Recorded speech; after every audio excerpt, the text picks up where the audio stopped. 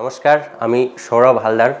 আমি পূর্ব বর্ধমান জেলার লক্ষ্মীগঞ্জ গ্রামের বাসিন্দা। আমাদের গ্রাম পশ্চিমবঙ্গের খুবই একটি প্রত্যন্ত গ্রাম।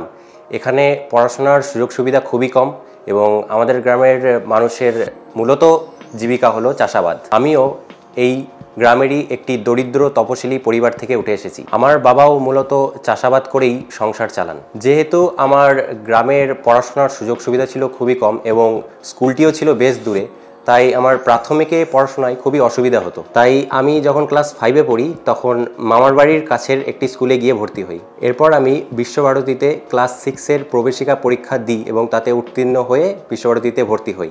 এরপর আমি 2020 সালে মাধ্যমিক এবং 2022 সালে উচ্চ মাধ্যমিক বিশ্বভারতীর শিক্ষাসত্র বিদ্যালয় থেকে পাশ করি। ঠিক এই সময় আমি অনেক দামি দামি কোচিং সংস্থায় কোচিং নিতে পারিনি। এরপর আমি জানতে পারি পশ্চিমবঙ্গ সরকারের তপশিলি জাতির ছাত্রছাত্রীদের জন্য একটি বিনামূল্যে কোচিং প্রকল্প আছে, যার নাম যোগ্যশ্রী। আমি ধন্যবাদ জানাবো NCSM ফাউন্ডেশনকে আমাদের রাজ্যে এই প্রকল্পটিকে খুব সুন্দরভাবে রূপায়ণ করার জন্য। আমি এই প্রকল্পের পূর্ব বর্ধমান জেলার অন্তর্গত একটি কোচিংয়ে ভর্তি হই। আমি বিশেষভাবে ধন্যবাদ জানাই NCSM ফাউন্ডেশনকে।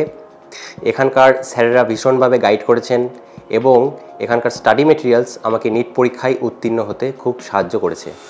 আমি বিশেষভাবে কৃতজ্ঞ থাকব NCSM ফাউন্ডেশনের কাছে আমাদের মতো আর্থিক এবং সামাজিকভাবে পিছিয়ে পড়া ছাত্রছাত্রীদের পাশে এসে দাঁড়ানোর জন্য।